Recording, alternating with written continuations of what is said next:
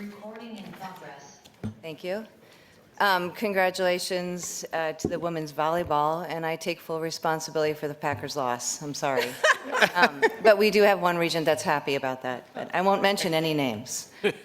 Regent Rye. Kristen, could you please call the roll? Regent Adams. Present. Regent Adongo. Regent Bogost. Here. Regent Brenkus. Here. Regent Cologne. Here. Regent Goydam. Here. Regent Cruiser. Present. Regent Manydeeds. Regent Nixon. Here. Regent Peterson. Here. Regent Prince. Present. Regent Rye. Here. Regent Salzwedel. Yes. Regent Trainer. Regent Tyler. Regent Underly. Regent Walsh. Here. Regent Weatherly. Here. And Regent Manydeeds. Here. We have a quorum. Thank you, Kristen. As we consider items on today's agenda, are there board members who wish to declare any conflicts of interest regarding today's open session agenda? Okay, hearing none, let's proceed. I'll now call upon Regent Rye to present a report from the Business and Finance Committee. Thank you, Regent President Bogost. The Business and Finance Committee acted on its agenda as follows. First, the committee reviewed the draft UW Annual Financial Report for fiscal year 2024 prepared by the Office of Finance. The report notes that the UW system's total net position as of June 30th stood at $6.7 billion, an increase of $343 million or 5.4% from the prior year. The main factors contributing to this change include investment earnings due to favorable market conditions, an increase in the total value of capital assets, and an increase in the value of pension plan investments managed by the Department of Employee Trust Funds. Revenues within the UWs increased by 9.7%, while expenses increased by 3.7%, reflecting the ongoing work being done by the universities to align revenues with expenses. The committee then received and approved the UW Program Revenue Balances Report for fiscal year 2024.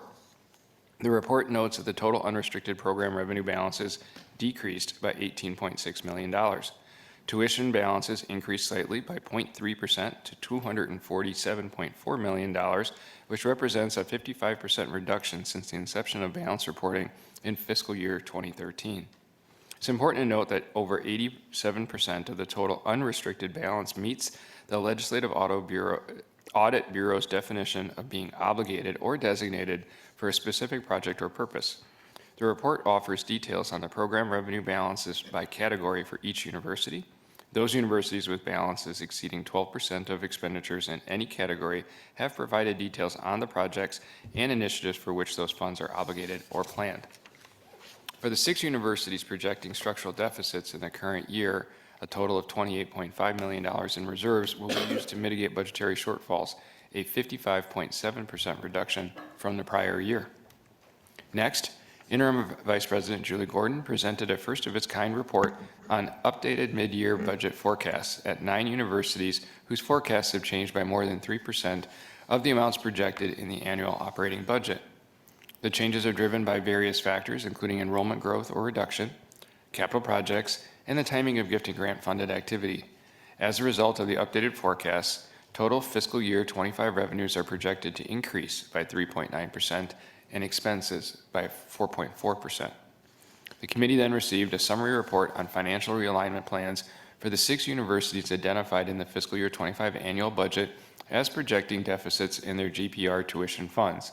The report outlines the revised projections and expense reduction plans for eliminating these deficits, with 3 of the universities projecting to fully resolve their deficits within the current fiscal year. Lastly, the committee approved UW-Madison's proposal to adjust tuition rates for each of the next 2 academic years for certain graduate and professional degree programs, including law, Doctor of Medicine, health professional programs, and Doctor of Veterinary Medicine. These increases maintain price competitiveness with peer institutions. The use of the resulting revenue varies by program, but will include enhanced student services and scholarships, technology upgrades in laboratories and classrooms, and recruitment and retention of top faculty. That concludes my report, and on behalf of the Business and Finance Committee, I now move to approve resolutions E and H. Second. Thank you. Any discussion? All in favor? Aye. Aye. Motion passes. Great. Thank you, Regent Rye.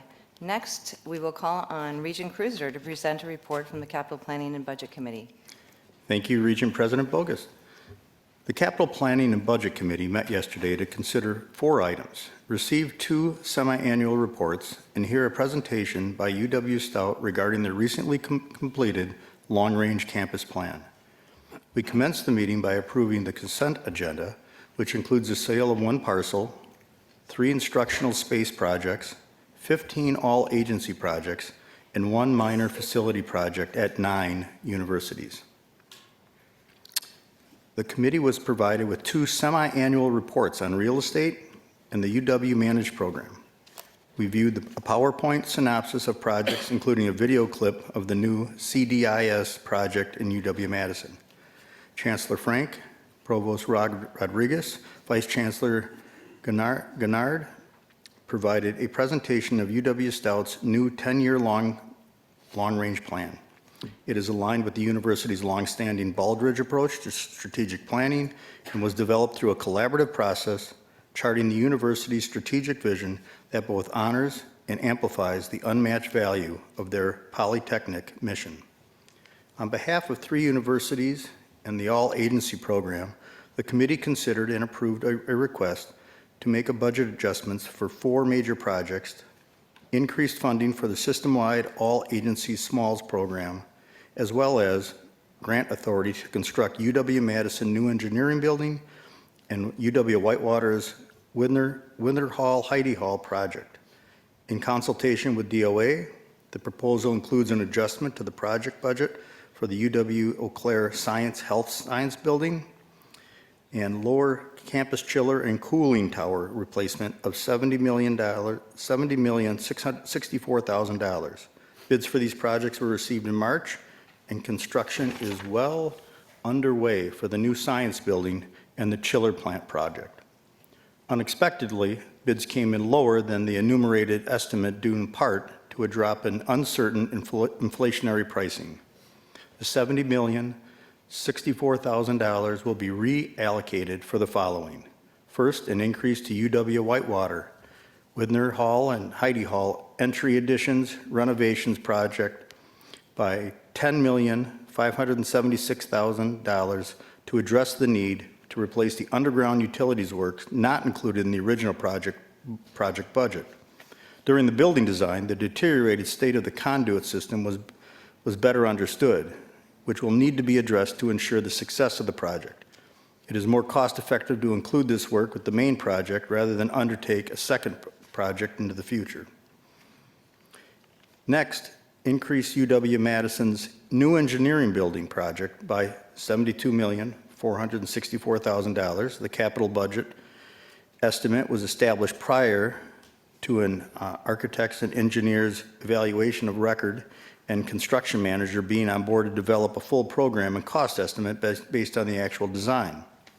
This budget increase is requested to accommodate several changes since the design team has completed the preliminary design. A new 7th floor is earmarked for industry space to partner with the university and to undertake research and create career paths for students to industry jobs.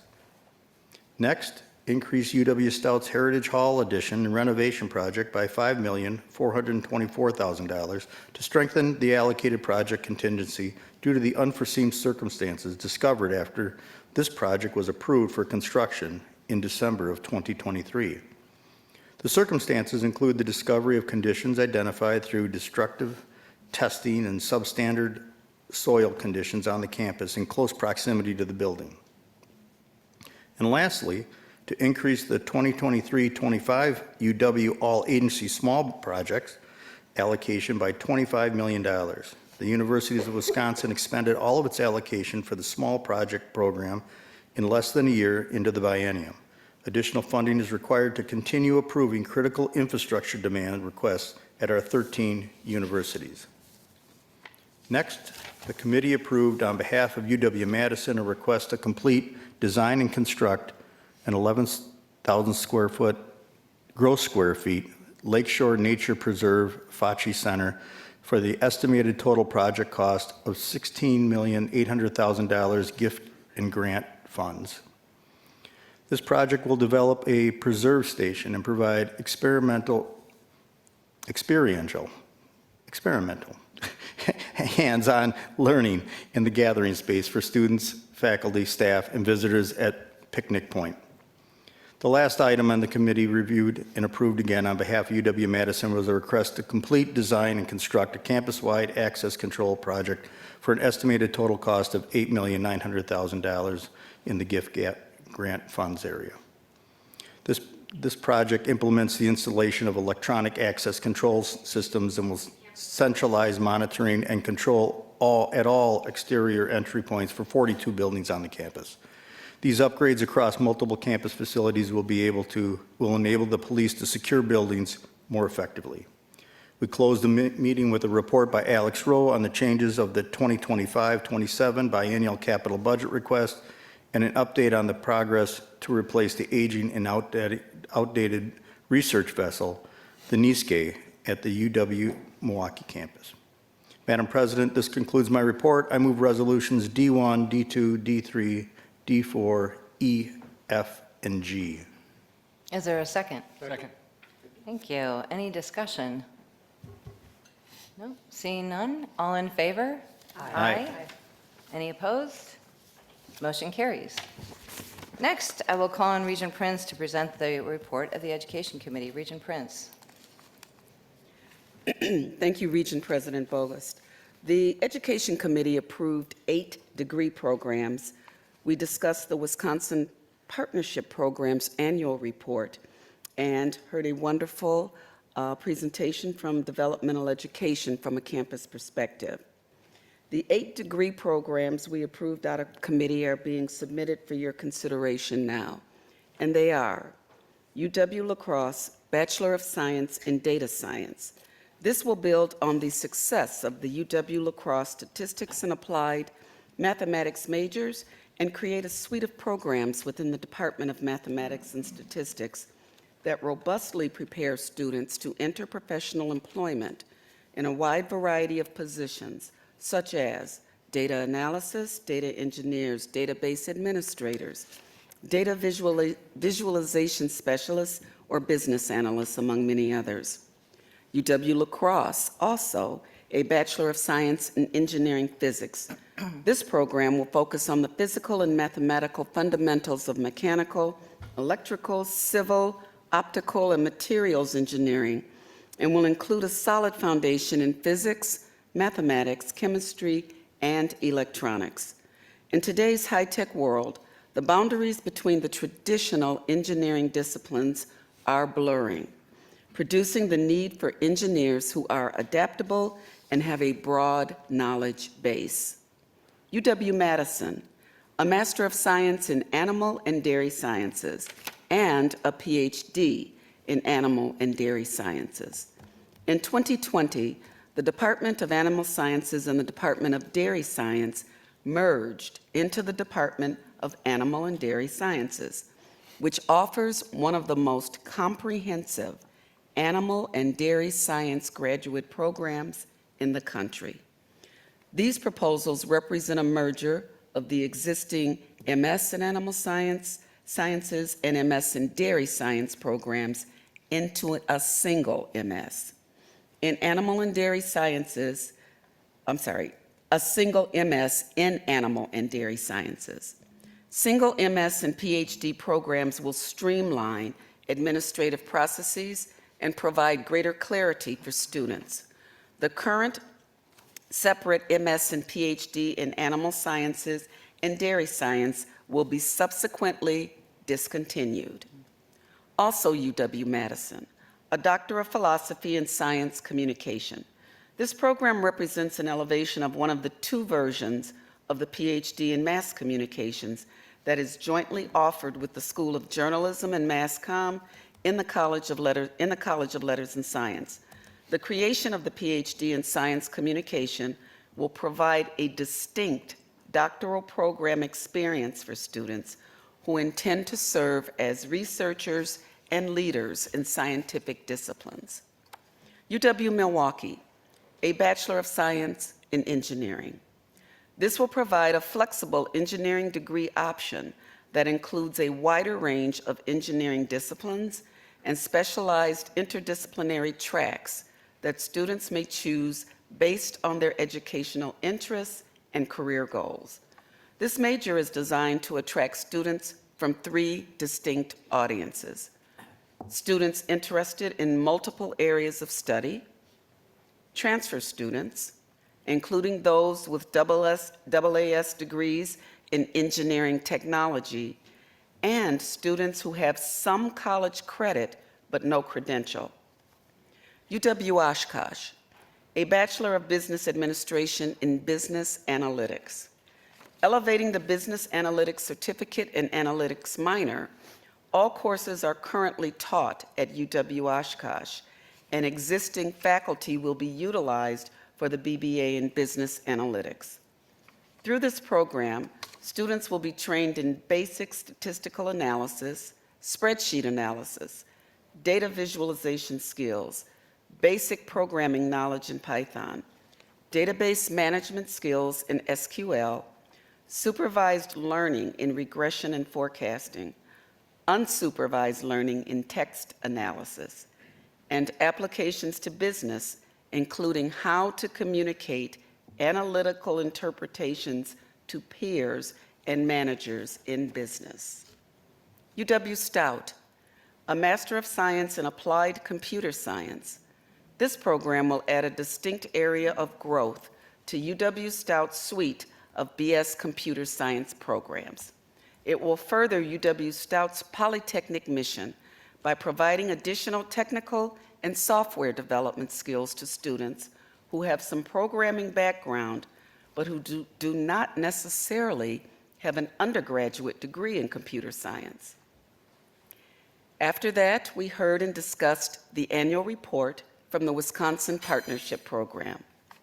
Now in their 20th year, WPP has awarded, drum roll, 636 grants totaling $301 million since 2024 to advance health equity in Wisconsin through investments in community partnerships, education, and research. These awards have also produced a return on investment, with grantees leveraging more than $876.8 million in additional funding from other sources to sustain these projects. In addition to a discussion of the WPP annual report, the presentation highlighted the impact of a strategic opportunity grant for the Native American Center for Health Professions. Our materials included a video exploring the WPP's origins and impact that I also encourage you, my colleagues, to watch. The musical numbers and action sequences were almost as good as Wicked and Gladiator 2. Building on the developmental education data report that we did here in September, our final item discussed developmental education from a campus-level perspective. It was excellent. UW River Falls Provost Wes Chapin facilitated a panel with UW faculty and campus leadership from UW Eau Claire, UW Superior, and UW Stevens Point to share their experience in providing both English and math developmental courses and how these practices have evolved. They explored how students are identified for these courses and the benefits and impact of student participation in developmental education. We also discussed the lessons learned in preparing students for college-level coursework and how developmental education fits with other UW initiatives that support students both before and during their college experience. Regent President, this does conclude my report. Therefore, on behalf of the committee, I move for adoption by the board resolutions C1 to C9. Is there a second? Second. Any discussion? Great. All those in favor? Aye. Any opposed? Motion passes. Thank you very much, Regent Prince. And last but certainly not least, I will call upon Regent Adams to present a report from the Audit Committee. Thank you, Regent President Bogus. The Audit Committee met yesterday. We reviewed the progress to date on the fiscal year 2025 audit plan. It was affirmed that Chief Audit Executive Lori Stortz and her office is making good progress on the fiscal year 2025 audit plan. The committee will continue our review of audit reports when we meet again in the new calendar year. Next, the committee reviewed a high-level summary of the results of the audits recently issued by the Office of Internal Audit since our last meeting in September 2024. This included the Madison National Collegiate Athletic Association, NCAA, the Office of Educational Opportunity, and Purchasing Cards biannual audits. Next, Ms. Stortz presented the Regents with an overview. I'm sorry. Next, Ms. Stortz presented her Chief Audit Executive Report. My apologies. The Regents asked for an overview of the internal audit's new K-10 Vision Audit Management System, which we will review at our February meeting. Next on the agenda were Chief Compliance and Risk Officer Paige Smith and Director of Risk Management Joseph Razor, who shared a progress report on the Office of Compliance and Risk Management fiscal year 2025 annual plan. The committee discussed that our primary long-term risk is financial viability and the importance of setting committee agendas in 2025 with this in mind. This will be an important step forward for our committee and our board with our oversight function. Ms. Stortz then presented an update to the Office of Internal Audit Charter for discussion. It was decided to defer voting on this charter until the next committee meeting in February 2025.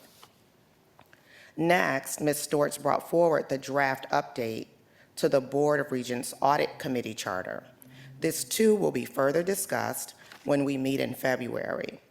Ms. Smith addressed proposed changes to the charter, which included incorporating a specific section to oversee and review high-risk enterprise risk management activities.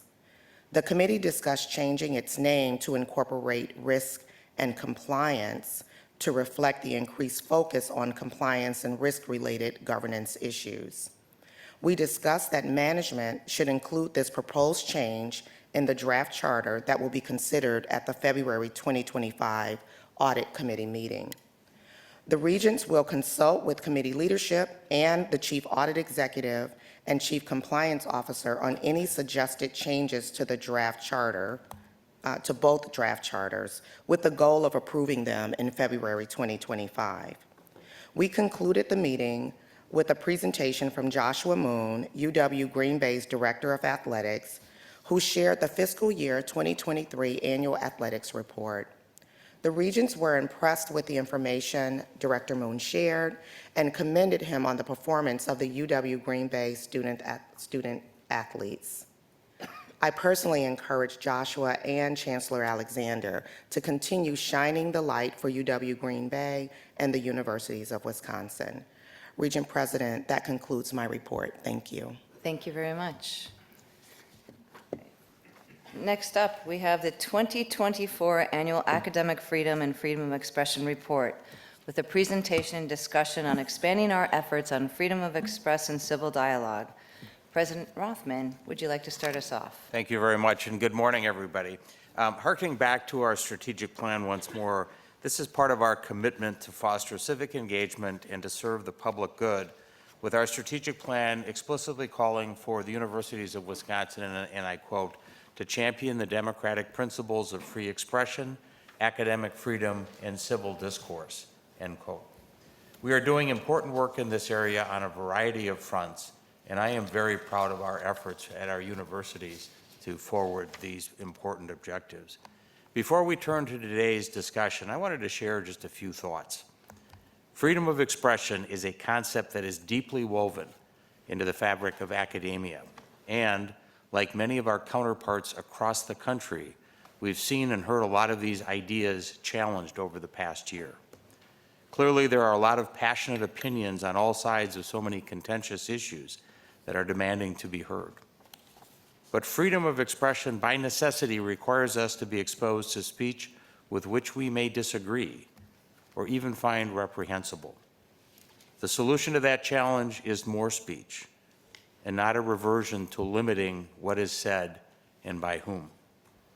At the same time, however, that does not mean that freedom of expression is a free license to say whatever one wants without reaction or consequence. We are all accountable for what we say and what we write. As a society and as universities, we must take reasonable steps to ensure our students and everyone on our campus feels safe. At the same time, universities must be marketplaces of ideas, where civil dialogue is encouraged and differing ideas can be exchanged and vigorously debated, so long as that occurs in a civil fashion. There is more work to be done if we are going to ensure that all viewpoints are heard in an environment in which speakers are not automatically labeled or tainted immediately based on their perspectives. The universities of Wisconsin can and must play a major role in finding and implementing solutions. And as you'll hear from our next presenters, I think we're making a lot of progress on those fronts. Today's presentation will include a brief report on our efforts as detailed in the 23-24 Annual Freedom of Expression and Academic Freedom Report. It will also include a presentation from leadership of the Wisconsin Institute for Citizenship and Civil Dialogue on the efforts taking place at our universities to promote freedom of expression and civil dialogue.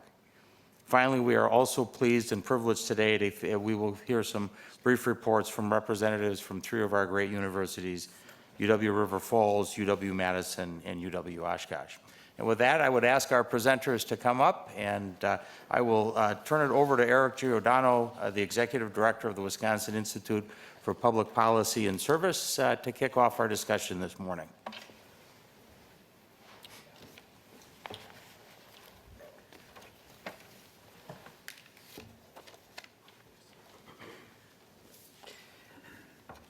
Am I going to be controlling the slides? Yes, you should have control. Great.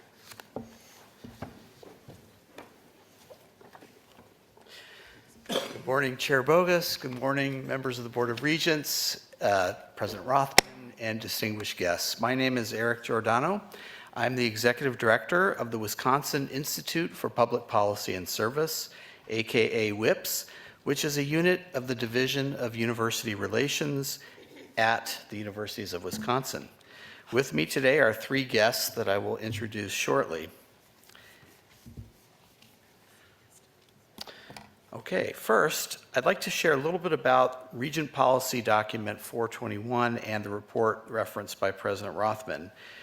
RPD 421 affirms the UW Board of Regents' longstanding commitment to the principles of academic freedom and freedom of expression. As such, each institution of the Universities of Wisconsin has a, quote, solemn responsibility not only to promote lively and fearless exploration, deliberation, and debate of ideas, but also to protect those freedoms when others attempt to restrict them, end quote. Each chancellor is responsible for implementing the provisions of this policy. Okay, switching slides here. To ensure the UWs are meeting our commitments, we are charged to prepare an annual report describing the system-wide methods, policies, activities, and events related to RPD 421. The information contained in this year's report was collected via a questionnaire completed by the offices of the chancellors for each of the 13 universities. I'd like to thank the chancellors for providing this information. The report itself, which you received in your meeting materials, consists of a robust sample of events and activities that occurred at UW system universities between July 1, 2023 and June 30th, 2024. Last year, we asked two of our chancellors to share some activities happening at their universities. This year, we thought you might like to hear about some activities at three of our universities from people who are directly overseeing those activities. And therefore, it is my pleasure to introduce three guests who will speak in the order that I introduced them.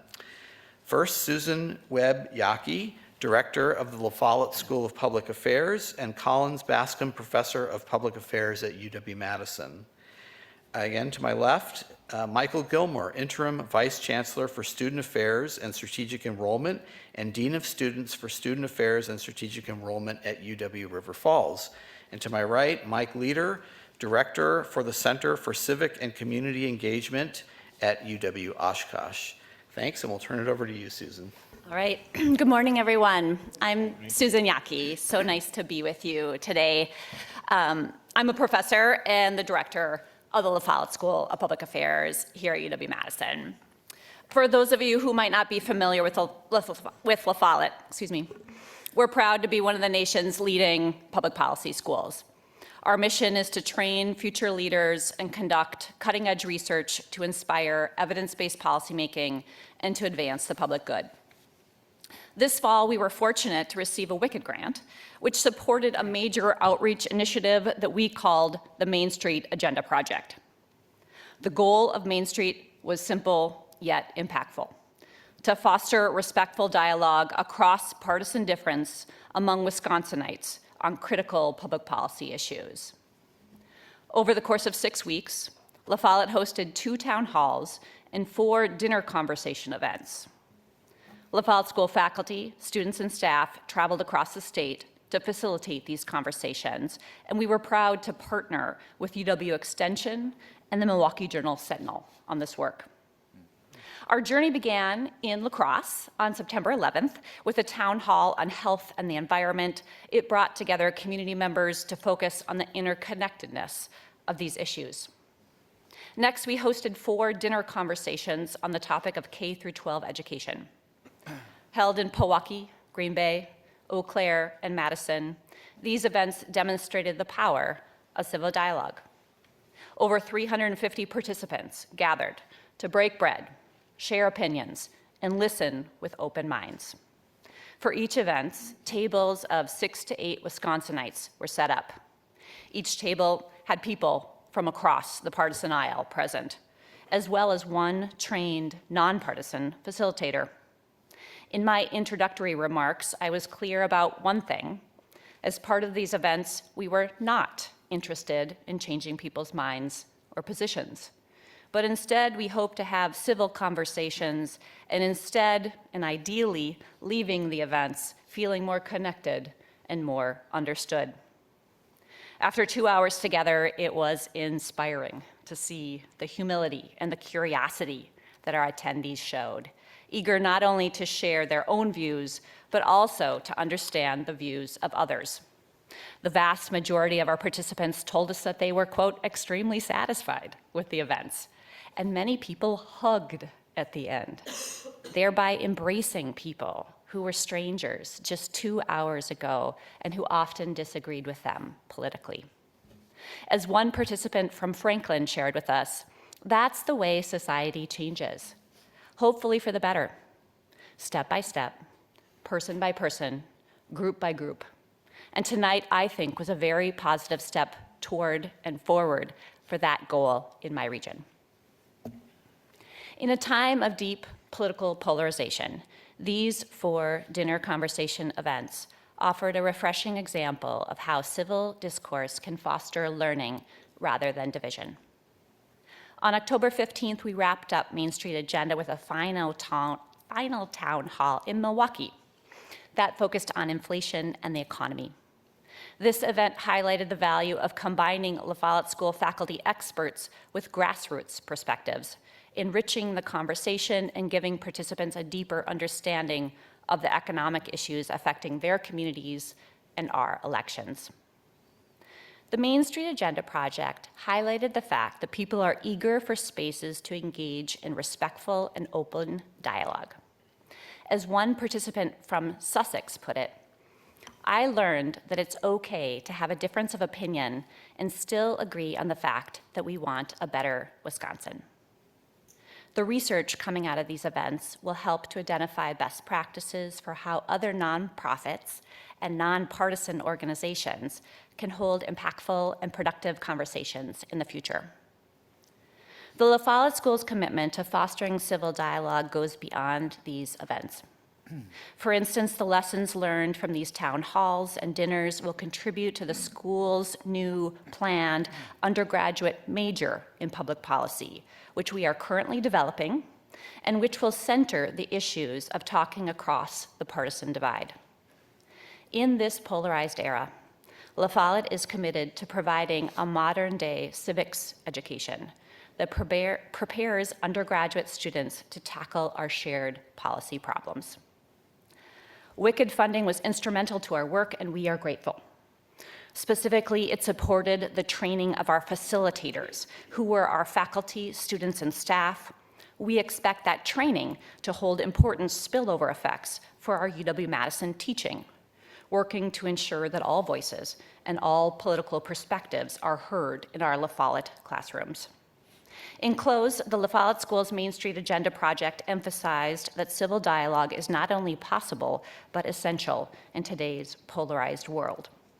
It is one of the key issues of our times, and we at the La Follette School want to be part of the solution. Thank you.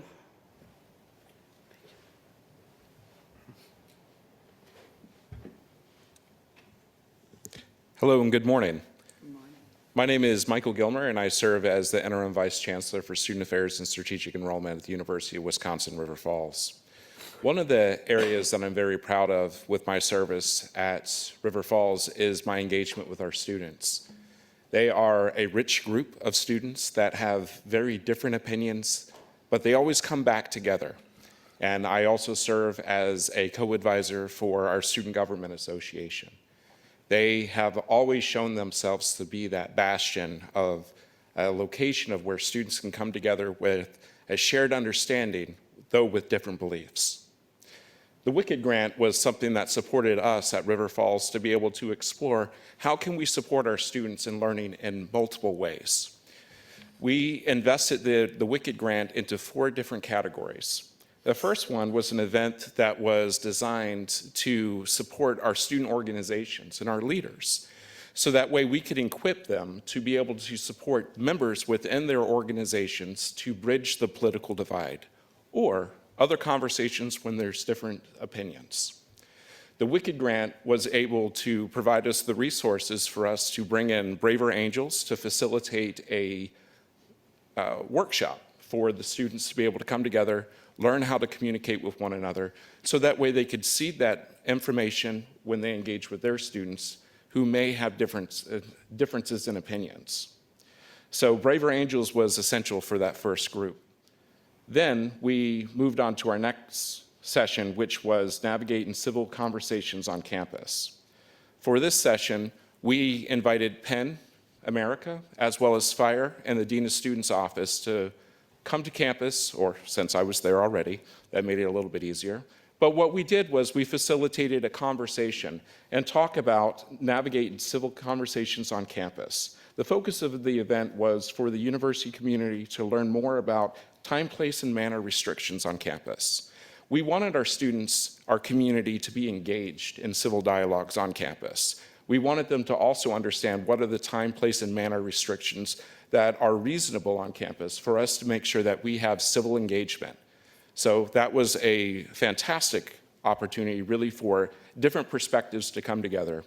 Our students who participated within that specific presentation stated that they wished other students were there to hear the information, so that way, again, they can have a much more civil conversations on our campus. The third session that we had was Understanding Free Expression in the Classroom.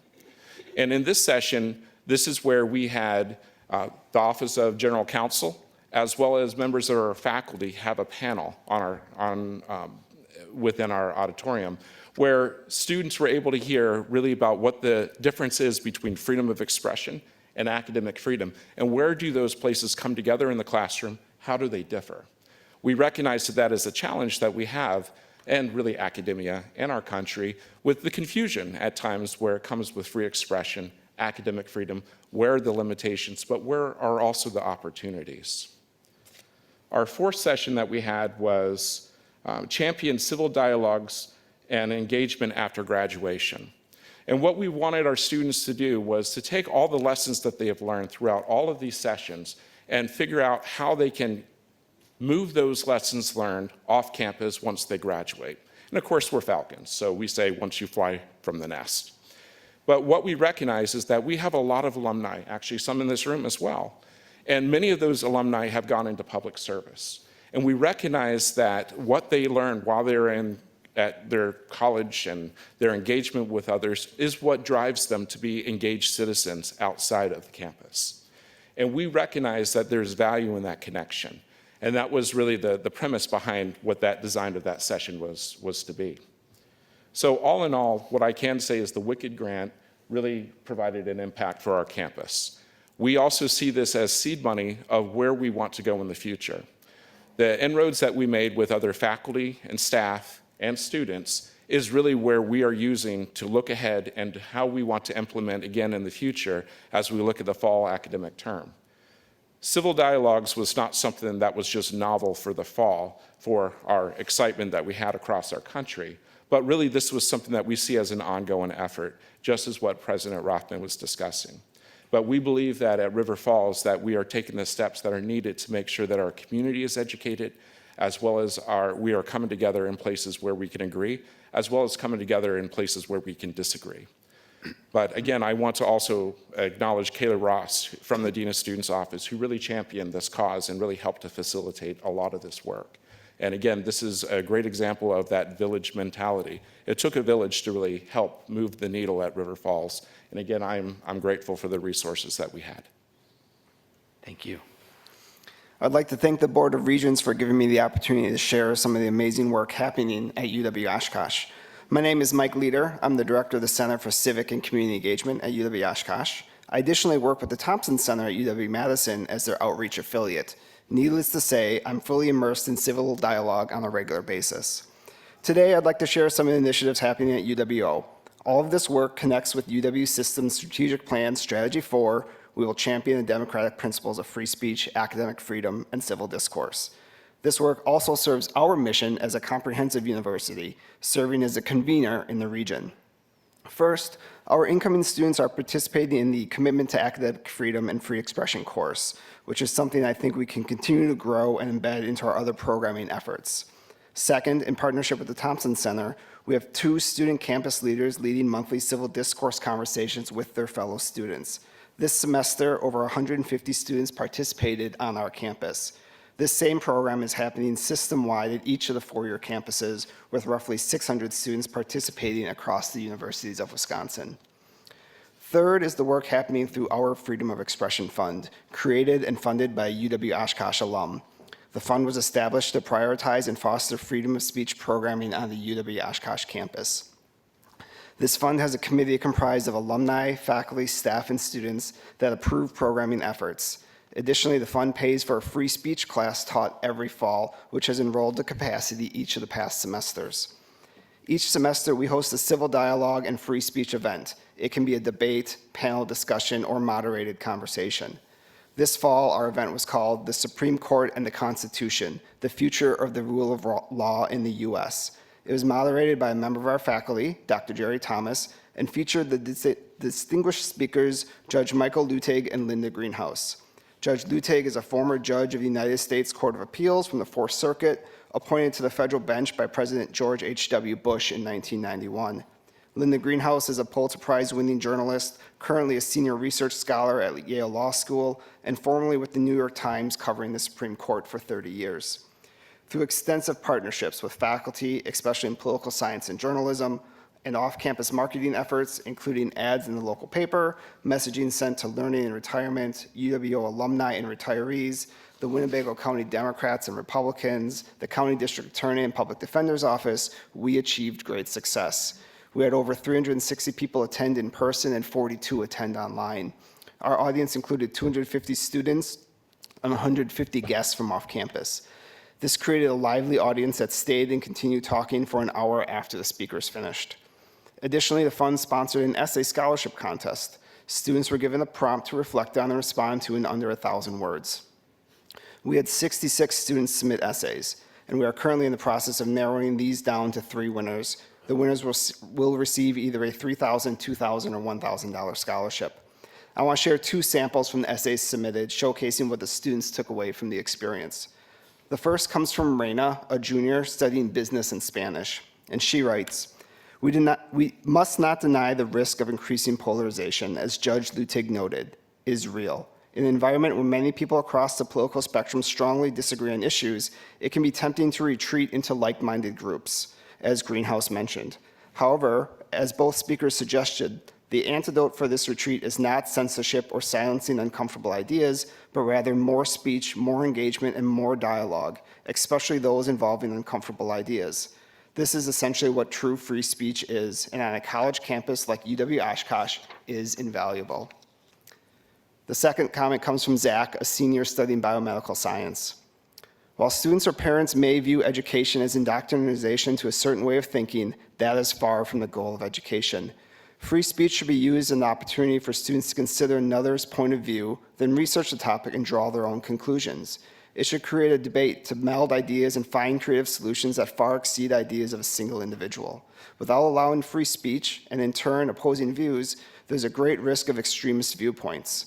Unfortunately, students have been left with poor examples of civil discourse by our current political figures. It is crucial that each student, faculty member, or administrator have the opportunity to speak their opinions, learn to listen, and respectfully disagree with others when they agree with the facts or not. College is meant to be a place of education that teaches students to apply these principles to real-world problems. Education must create tomorrow's leaders, and those leaders must be taught to listen, engage, and work with others to make decisions and find solutions that preserve our representative democracy and freedoms. These are a few examples of the amazing work happening at UW-Oshkosh related to free speech, free expression, and civil discourse. I'd be happy to talk with any of you more about this topic, including our other successes, challenges, and plans for future work. Thank you. Thank you, Mike, Michael, and Susan. Really appreciate that. And what's amazing to me is, as robust as these examples are, there are hundreds of similar examples that we could draw from that are happening at our universities even as we speak. And I agree with President Rothman. There is an incredible amount of work that is going on, and I have seen personally an uptick of activity in these areas just in the last couple of years. You'll have a chance to ask questions. Of course, you can interrupt at any time to do so if you'd like to, but we'll continue on with the presentation and have time for questions at the end. I'll now take just a couple of minutes to update you on recent activities of the Wisconsin Institute for Citizenship and Civil Dialogue, AKA WICID. And I just want to state for the record, there is no affiliation with a recent blockbuster cinematic release. And we mean WICID in a good way. This is an update on our progress toward achieving the goals that we presented to you last December. The first one, sorry, I should have switched the slide here. Full-time director. This position of a full-time director for WICID was announced in October, and we are in the process of conducting interviews. We expect to have a full-time director on board in January. The grant program, you heard Susan and Michael talking about receiving grants from WICID, and the program has completed its second iteration this fall in terms of awards. To date, WICID has awarded $180,000 to 14 projects at 9 of our 13 universities. The awards are competitive, reviewed by an independent team, and awards focus on projects related to freedom of expression and/or civil dialogue, including research, events and programs, assessment and evaluation, and curriculum and professional development. On to the steering committee. We're in the process of creating an internal steering committee of stakeholders at the UW system level. Our first meeting will be later this month, and our immediate agenda items are to establish an inventory of skills, programs, and evaluation tools connected to academic freedom, freedom of expression, civil dialogue, Title VI anti-discrimination efforts, and more.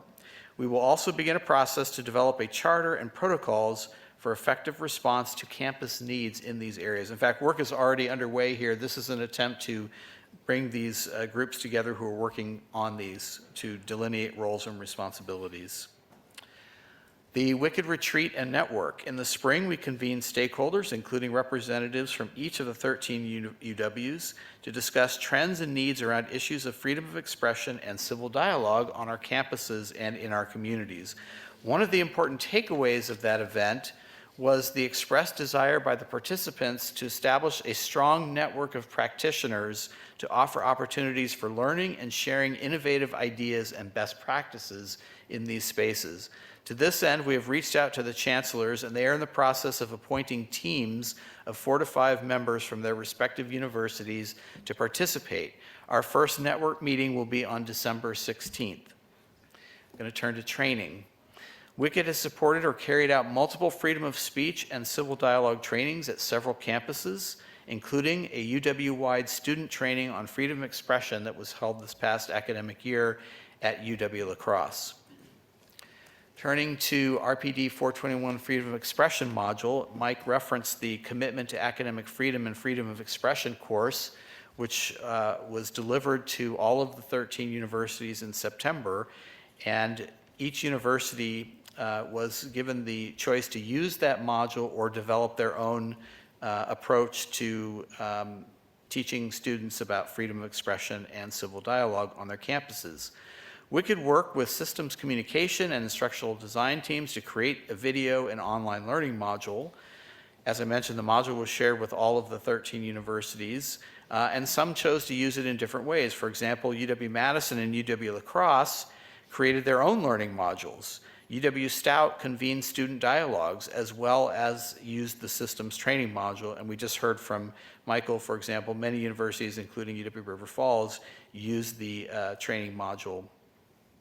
We have been receiving feedback since the distribution of that module, have made improvements, and will be rolling out version 2.0 in early January.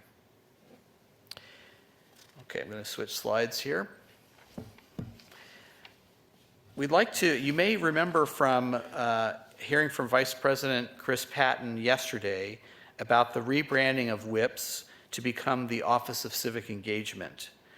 So we will soon be doing this after the new year, and this will link the UWs, frankly, to a national movement centered on civic engagement and democratic learning. This creation of this office will bring a broad tent approach to sometimes controversial and politicized issues, such as freedom of expression, which we've been hearing about. And it will also allow the UWs to align our goals and strategies within the UW strategic plan and incorporate appropriate measures of success related to national best practices around civic engagement.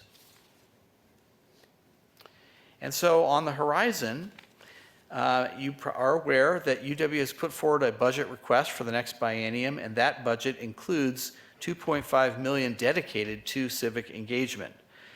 If enacted, the dollars would be used to dramatically expand the grant award program that was discussed today, up to $1 million that would be sent back to the campuses through a competitive award process for innovative projects related to freedom of expression and civil dialogue. Some of the funding will also be used for measurement and evaluation, including a faculty survey, similar to the student survey that was sent out in 2022, as well as a second iteration, ultimately, of the student survey. Additional funding will be used for training in freedom of expression and civil dialogue at our universities and associated staffing costs. So with that, we have concluded the presentation portion, and now would be happy to entertain questions if there are any. Thank you very much for that wonderful presentation and discussions. Regent Prince. Thank and you so Regent much, Regent Bogus. Thank you for your presentation. Certainly appreciate it. I have a couple questions which will probably take me out of the strategic cloud up here down into where I probably shouldn't be, but hopefully you'll be able to answer them for me.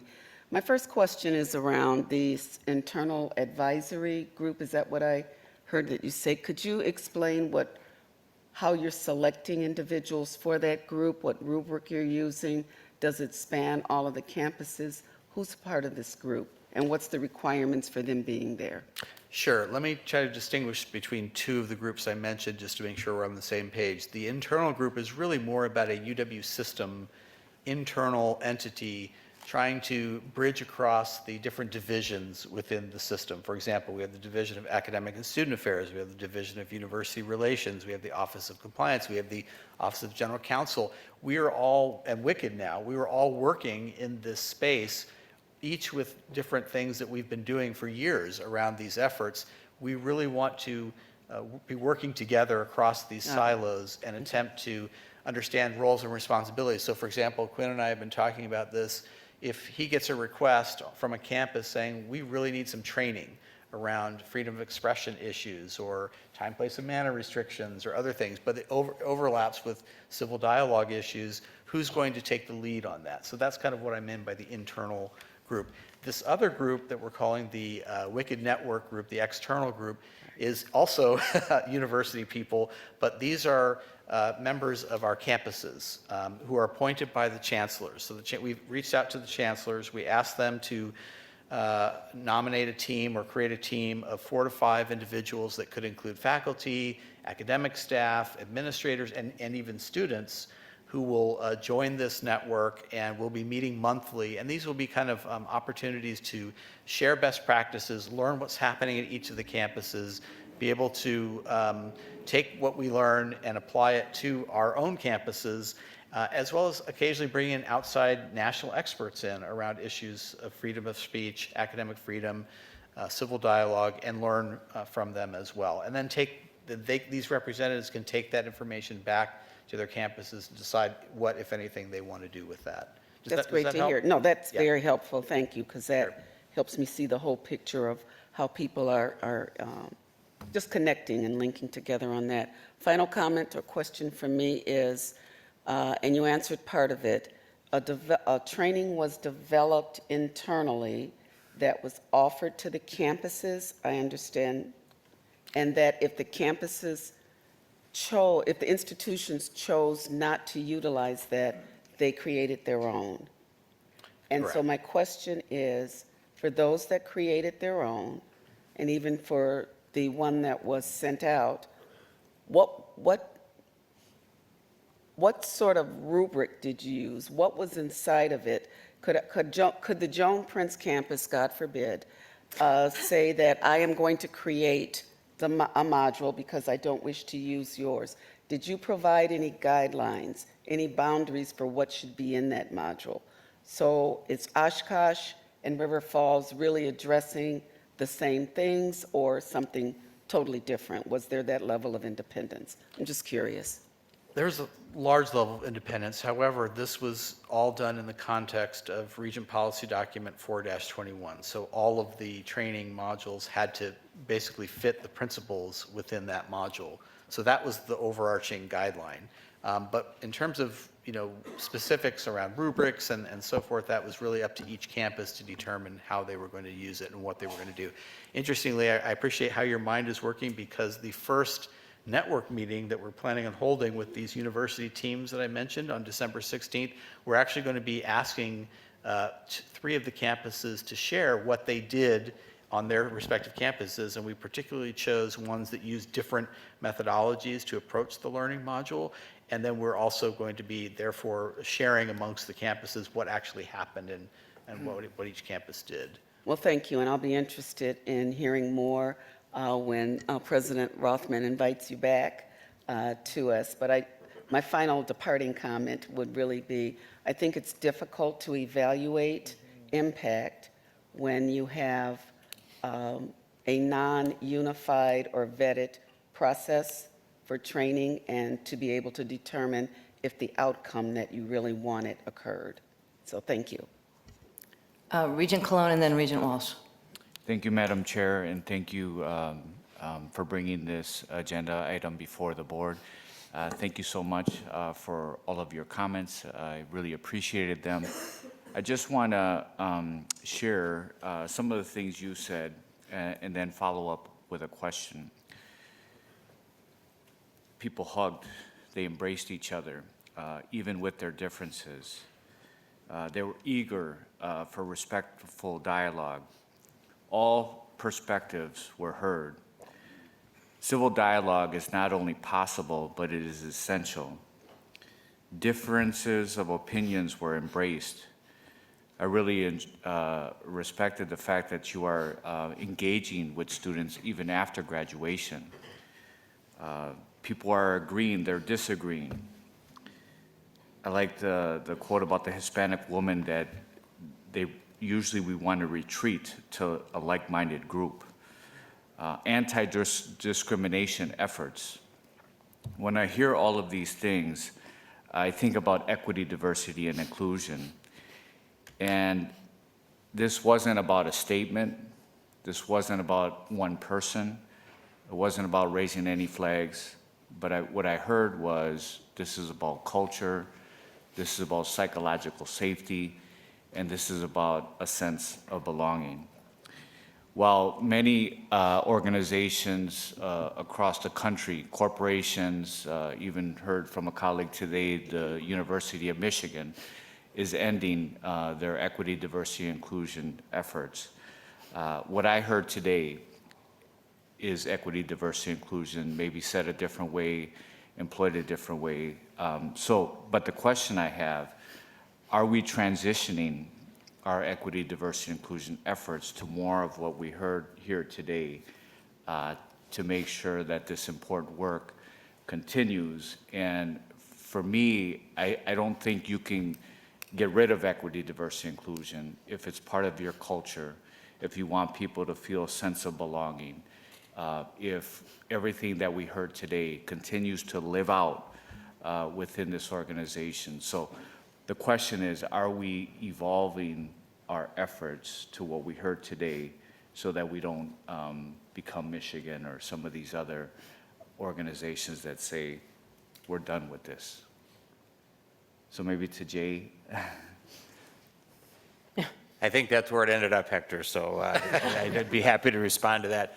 When I started, we sat down with the chancellors and said, what are we trying to achieve with our efforts? And I think we came to a couple of different conclusions. One is that the concept of diversity is a broad bucket. It certainly includes ethnic and racial differences, but it includes religious differences. It includes differences of political ideology. It includes issues around if you're coming from a rural area, if you're a veteran, if you're a disabled student. So we look at this with a much broader lens, and we don't look at it in the context of groups. We look at it on an individual basis, because I think what we decided that, and where we are trying to shift ourselves over time, is there are two key components of those efforts. One is student success.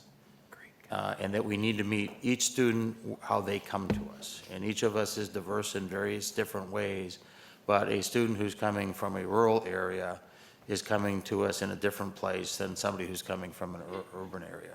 A first-generation student is coming to us at a different place than somebody who is not a first-generation student. So it is focused on how do we make each of our students successful, looking at them as individuals. That's the primary focus of what we want that inclusion aspect to be. The second is that we want to have graduates who are culturally fluent. We are graduating people who will compete in a global environment. They will, by definition, run into people who see the world very differently than they do. And how do you adapt to that? How are you flexible? How do you listen? And how do you engage? And I think civil dialogue is part of that, because I do think we have to be able to talk about our differences in a way that, and in my opening comments, I said too often we are too quick to, if you believe that, then I make an immediate judgment about who you are and whether I like you or not, as opposed to sitting down and saying, let's talk about that issue. And I am grateful for the work you heard it from the presenters today. I've seen it in our universities, that's what we're trying to do, but ultimately our goal is student success, full stop, and that's how we're focusing our efforts. Okay, thank you. Regent Walsh? Thank you, Regent President Bogus. I'm going to address the hugging, too. For a second there, I thought you were going to sing Kumbaya, and we would all be joining in. I did participate this past summer in the one-day conference that was held here in Madison regarding civil dialogue. I was struck by the completely positive tone of all four of you. What I experienced at the conference was very productive, but not all huggy bear, kissy face. So I guess I'd like you to be a little frank with us, if you can. What are the stumbling blocks that you're running into now, and what most concerns you about this effort?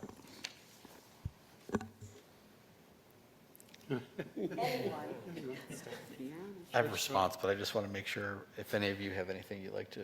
Yeah, I mean, I guess I'll start. We got some hugs, but we didn't expect them, right? So we're very grateful for the WICED funding in part because our training session dealt with what do we do in really adverse circumstances. What are our faculty, our staff, our students, who are our nonpartisan facilitators, how ought they act if they're shouting, yelling, if there's something that escalates. That's the world we live in today. And that's important training, and we're happy to be able to bring that back into the La Follette School classrooms as we move into the future semesters. So while we got something we didn't necessarily expect, and it wasn't all roses, right? Some people disagreed with each other, and they did so, passionately. We wanted that. But what I think we found was a greater appreciation and a greater humility than our popular press or our popular discourse tends to put forward. And that was unexpected. And we're one of the best policy schools in the world. We're going to study this too, right? So this is not just an outreach activity for the La Follette School. We're also going to be, deriving research from it as well. And so we'll know more in the days ahead as to whether, did attitudes change? Did feelings morph at all as a result of these events? Even though that wasn't necessarily our goal, could that have been a secondary consequence of the events? So yes, it was more positive than we expected, but we were also planning and training for a more divisive environment. Anybody else? I have an additional comment. And I don't know if this is going to directly address your concern, Regent Walsh, but one concern I have is, in order to understand, I think this gets back to Regent Prince's point, how are we measuring whether or not we're achieving change? And I think this is really critical, and why I think I'm grateful that Jay established WICED, because in theory, based on the mission of WICED, we really need to be doing measurement and evaluation. So what is happening and then what is changing? And we're still in a little bit of the what is happening mode right now, admittedly, and part of that is funding issues, which is why also I'm grateful that the budget that went to the governor's office includes that $2.5 million for civic engagement. A good chunk of that really needs to be dedicated to measurement and evaluation. We did the student survey in 2022. We'd like to do a companion faculty survey and, quite frankly, a survey around administrators and staff to understand baseline where people are in terms of their perceptions of these issues on their campuses. But then we need to continue a longitudinal approach of what's happened in 3-4 years when we've done all this wonderful programming, and do we see perceptions changing? We know that from Pew Research nationally that there's a definite decline in the trust of universities, and including public universities. That doesn't say anything specific to the UW, but we imagine we're a part of that. And so we need to also uncover, are we changing opinions along the way as we go? So this is my concern, and I think we need to really focus some of our efforts on that. Thank you. Regent Many-Deeds, and then Regent Weatherly. Hey, thank you, Regent President Bogos. I have a question regarding the number of participants. So in reviewing the materials that you sent, the title of the column is number of students, employees impacted. What are the number of students, employees that attended? It can't be 30,000 students. That's just not right. So are you getting a lot of attendance, number one? Number two, how are you going to improve upon the low attendance numbers as I view them? And then number three, do you really believe that having these low numbers attending these well-meaning get-togethers is going to replace EDI?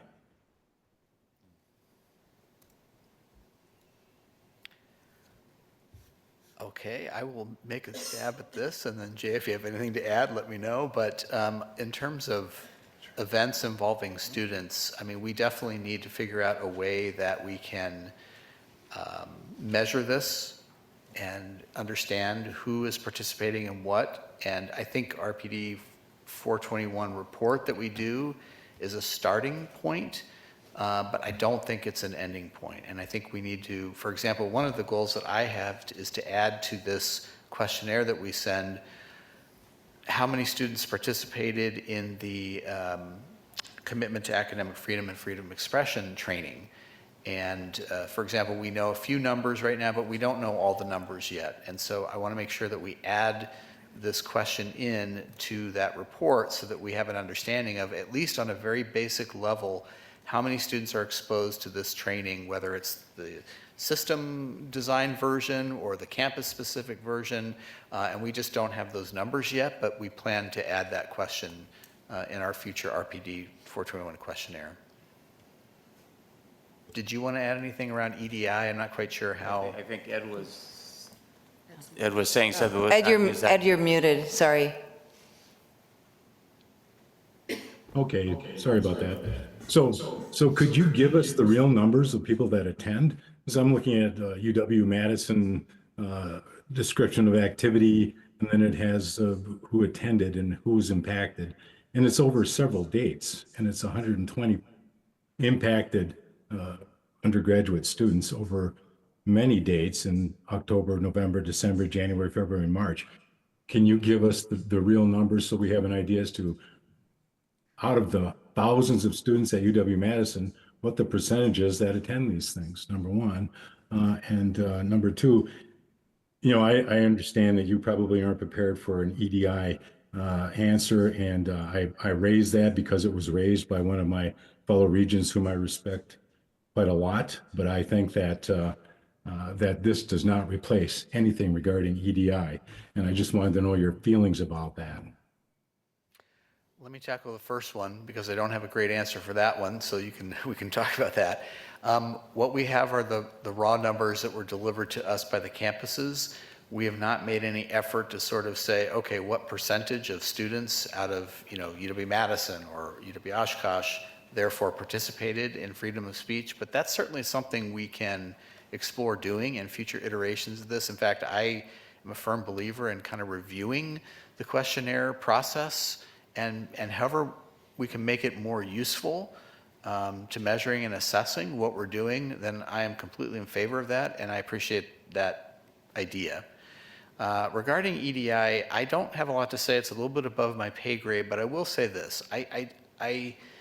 There is a very strong connection between civil dialogue and equity, diversity, inclusion issues. In fact, any diversity officer, anyone who's worked in this space knows that civil dialogue has been a key component of EDI efforts for many, many years, a key strategy. And it really does help build, as we heard earlier, perceptions of inclusion, perceptions of belonging, and is a really significant tool around bringing groups together with divergent opinions to be able that all can feel like their voices are heard in a marketplace of ideas. So there's always been an historical connection between these two, and I think that we have tried to promote that idea. The question, though, that you're really asking is a little bit above my pay grade. Yeah, and Regent Medides, let me just comment on that a little bit. First of all, on the numbers, this is, I think, an individual by individual process to get people comfortable in the civil dialogue space. I was pleased that all 13 of our universities, as part of their freshman orientation this year, had a module about training around freedom of expression, rights and responsibilities, as well as principles of civil dialogue. I don't see the two as it's not an either or in my mind. I think the civil dialogue concept complements what we were trying to do around diversity and inclusion efforts. But Brene Brown, the author, once wrote, and I may misquote this, but it's basically, it's hard to hate close up. And I think it is when you get people together, and I think what Susan was talking about, when people get together, it's one thing to be commenting on social media.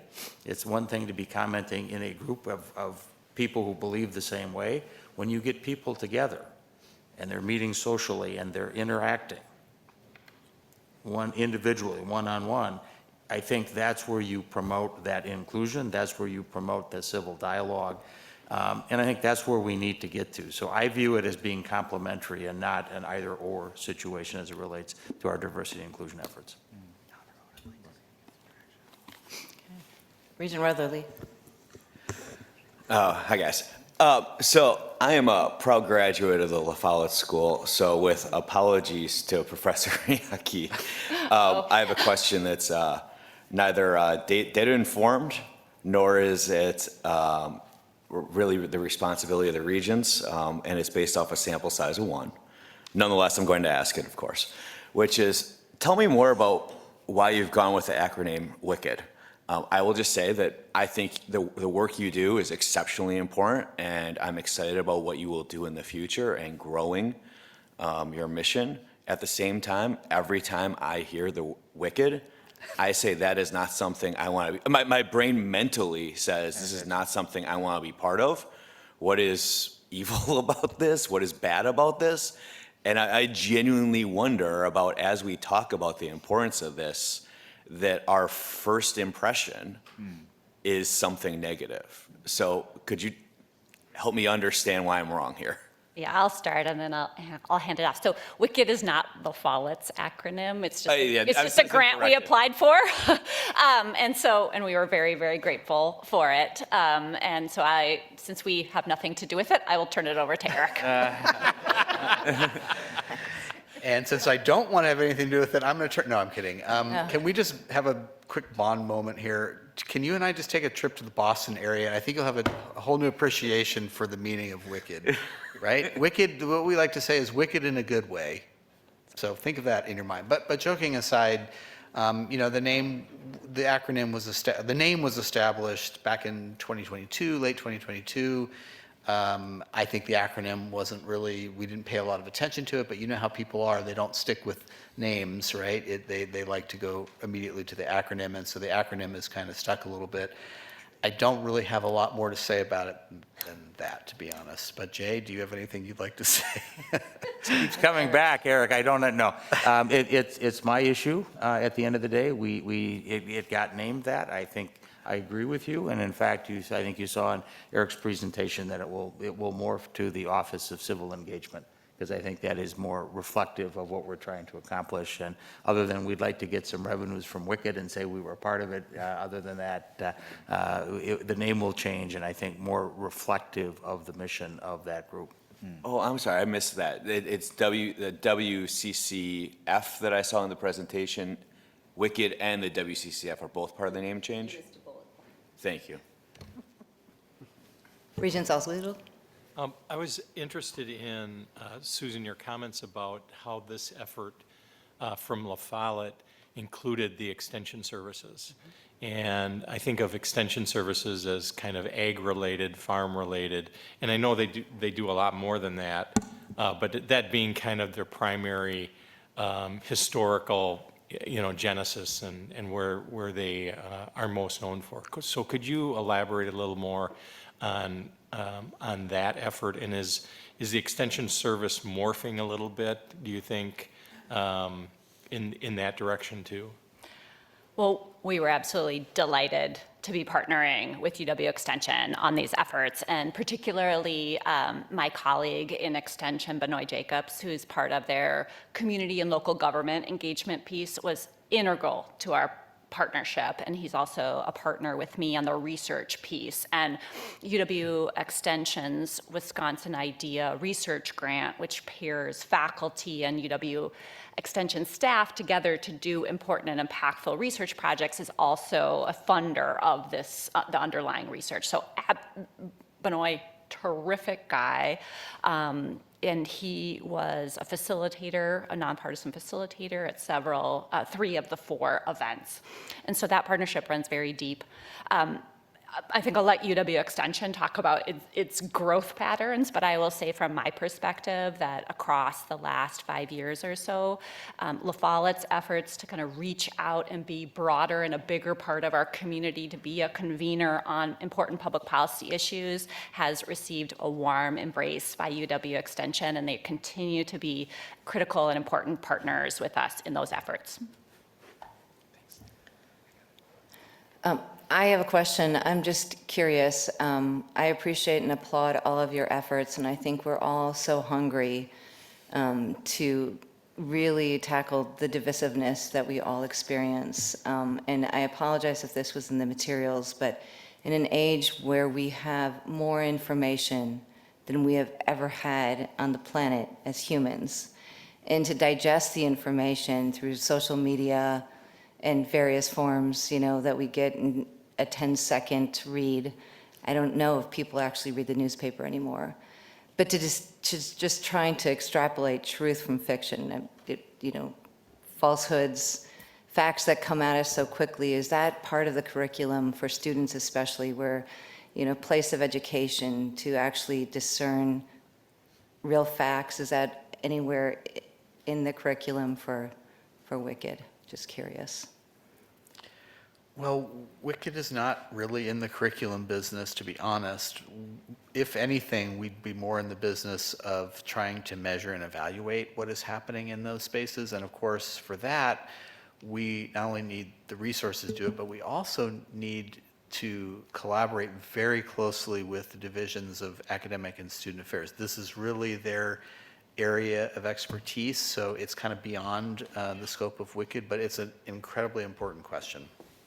I'd love to tackle that because La Follette is in the curriculum business and we're happy to be in it. So I mentioned that we have a planned undergraduate major in public policy that we are creating right now. And it, as part of its curriculum development, our faculty set across to look at all of the other schools of public policy that were offering majors and ask the simple question, what are they doing? What are they doing right? And what are they not doing right? And one of the things that analysis suggested to us as a faculty was that when we built our faculty, we wanted to build on the evidence-based quantitative data training that is a hallmark of our educational programming at the La Follette School. But we also recognized that this core issue of civil dialogue and discourse was missing from curricula. So a lot of co-curricular activity happening, and applaud it, but what about the curricular activities of UW-Madison and our sister public policy schools? So we decided to center this issue within our new planned undergraduate major. So there will be a class that has gone through the course approval process called Advancing Public Policy in a Divided America, where the planned curriculum focuses on real issues, real polarization in society, and then takes a look at some of the disciplinary approaches from social psychology, from business negotiation, from the world of public policy analysis and evidence that could be remedies to getting and moving public policy forward in a divided America. So that's La Follette's reply to where we're at now, and we really do believe that that should be part of the kind of what I'll call the new civics education. Regent Prince.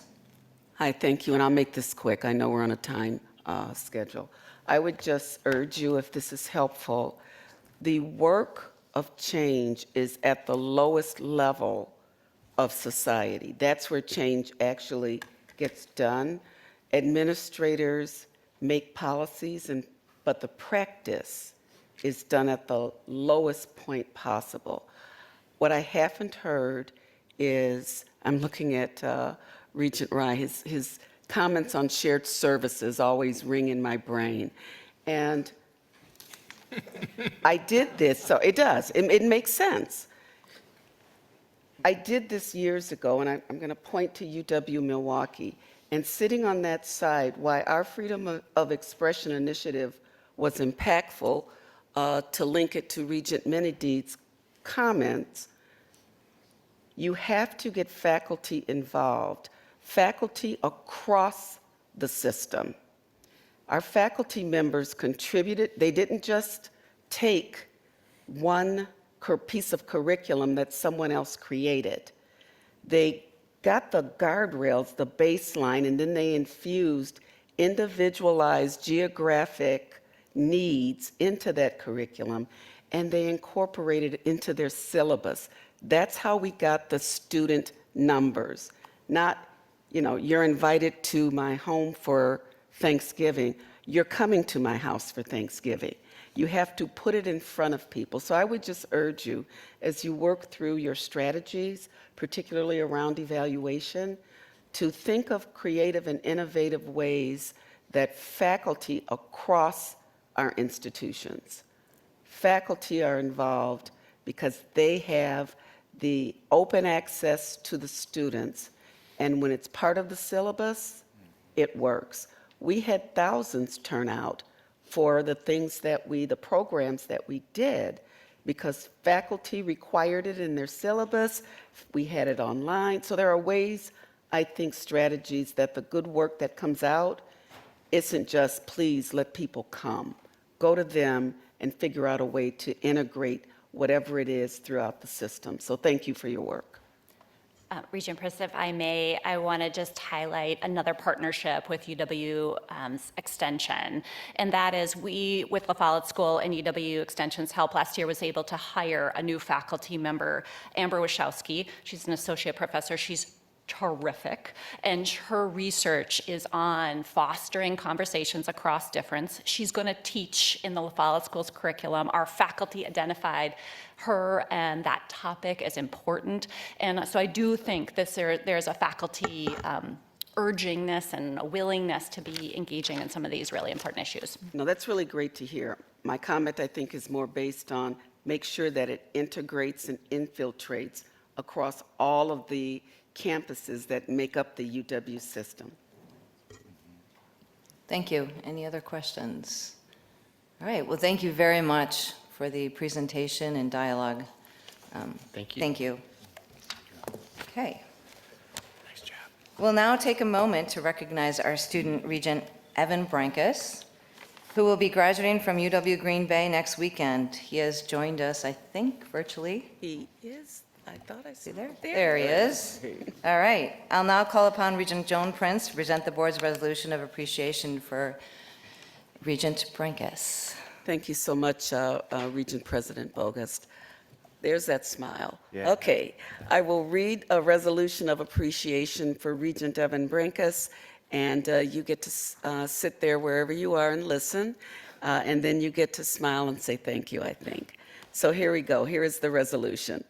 Whereas Evan Brenkus, appointed in May 2023, has provided exemplary service as a regent of the University of Wisconsin System Board of Regents, and whereas Evan is the first student regent representing the University of Wisconsin Green Bay, where he is majoring in First Nations Studies with a minor in mathematics, and whereas Evan has served on the Education Committee, working to continue high-quality academic programs at all UW universities, and has also contributed his time and insights serving on the Capital Planning and Budget Committee, the Audit Committee, and the Committee on Student Discipline and other student appeals.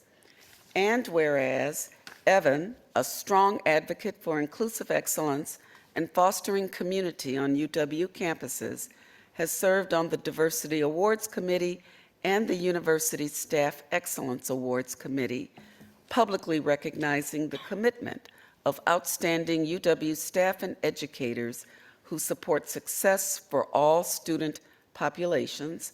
And whereas Evan helped select new leadership for the University of Wisconsin Lacrosse as a member of the Chancellor's Search Committee.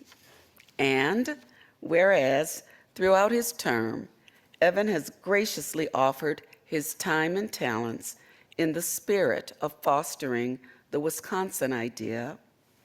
Be it therefore resolved that the Board of Regents of the University of Wisconsin System hereby offers thanks and commendation to Evan Brenkus for his dedicated service to the citizens of Wisconsin and wishes him well in his future endeavors as a soon-to-be, like really soon-to-be, Phoenix graduate. Congratulations, Evan.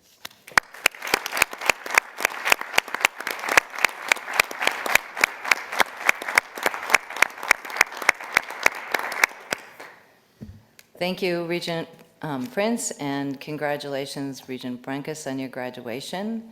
And do you have any words you'd like to say? Yes, I do. I have a little thing prepared here for today. It won't be too long, I promise. First, I'd like to say hello, everyone. I would like to apologize for my in-person absence today.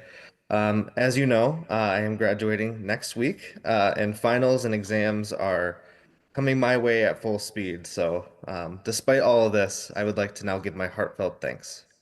First, I'd like to thank Governor Evers for the opportunity to be a part of this board. My growth as a person has been exponential, and my experiences I've had on this board are invaluable. Second, I'd like to thank the entirety of the board for being so welcoming, kind, and encouraging. Without the support I experienced, I would have never been in the position I am today. Though we did not always agree on everything, I greatly value each and everyone's perspective, especially on issues pertaining to the students across the system.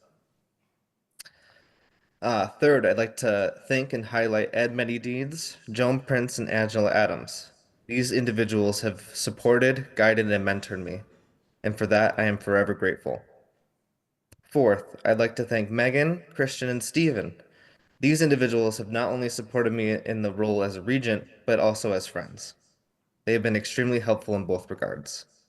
And lastly, I'd like to thank my family, especially my mom and my dad. They have done everything to aid me in this experience as a regent, and they've been with me every step of the way. Thank you so much, everyone, and I will miss working with all of you.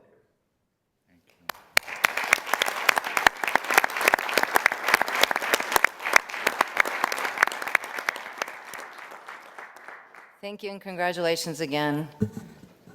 Have a great time at graduation. I want to just on behalf of, thank you. And before we end our open session, I want to ask if any regents have any communications, petitions, or memorials to share. Okay. On behalf of the board and the UW community, we'd like to extend our condolences to the family, friends, and colleagues of former UW lacrosse Chancellor Judith Kuipers, who passed away in mid-October at the age of 87. Chancellor Kuipers became the school's 8th leader and the first woman to serve as chancellor in 1991 and led UWL into 2000, over a decade that has been called transformative for the university. Provost Betsy Morgan, who worked as an assistant professor under Chancellor Kuipers, describes her as a positive voice for change and a tireless advocate for UWL. Again, our condolences. That is the end of our open session. I want to wish everyone a very, very happy holiday season. We're going to take a 10-minute recess, and then we will reconvene for our motion to go into closed session. Thank you all for coming, and travel safely. Recording in progress. Okay. Vice President Weatherly, will you read the motion to move into closed session? Certainly. I move that the Board of Regents move into closed session to A, consider personal histories related to the naming of facilities at UW-Madison and UW-Stevens Point as permitted by State Statute 19.85, 1F, parent 1, parent F. Consider personal histories related to UW-Madison and UW-Milwaukee honorary degree nominations as permitted by State Statute 19.85, parent 1, parent F. C, consider student requests for a review of UW-Madison decisions as permitted by State Statute 19.85, parent 1, parent A, parent F, and parent G. Confer with legal counsel regarding pending litigation as permitted by State Statute 19.85, parent 1, parent G, including Carber versus UW Lacrosse, Abbotsford Education Association et al. Versus Wisconsin Employment Relations Commission et al., Dane County Circuit Court, Vudovich George versus Board of Regents, Dane County Circuit Court, and consider personal evaluations of chancellors as permitted by State Statute 19.85, parent 1, parent C. Excellent. Thank you, Regent Weatherly. Is there a second? Second. We'll now take a roll call vote. Regent Adams? Yes. Regent Adongo? Regent Bogost? Yes. Regent Brenkus? Regent Cologne? Yes. Regent Goydam? Yes. Regent Cruiser? Yes. Regent Medideeds? Yes. Regent Nixon? Yes. Regent Peterson? Yes. Regent Prince? Yes. So sorry. Regent Rye? Yes. Regent Salzwedel? Yes. Regent Trainer? Regent Tyler? Regent Underly? Regent Walsh? Yes. And Regent Weatherly. Yes. Thank you. And I'm assuming the room is cleared. Is that? Go ahead.